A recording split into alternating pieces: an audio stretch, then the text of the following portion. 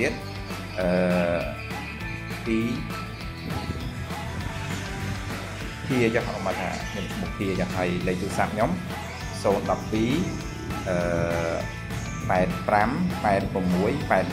87ហើយខ្ញុំឲ្យលេខសម្ងាត់ខ្ញុំ1 2 3 4 5 1 2 3 4 5ណាហើយឲ្យខ្ញុំវាយសាដើម1 2 3 4 5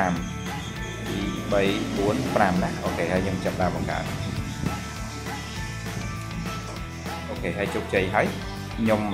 ទៅចូលសាដើមណាចូលទៅកម្មគណនីសាដើមគឺ012 85 86 87ហើយលេខសម្ងាត់ខ្ញុំខ្ញុំវាយលេខដែលខ្ញុំវាយមិញអានេះខ្ញុំឧទាហរណ៍ណា1 2 3 4 5 1 2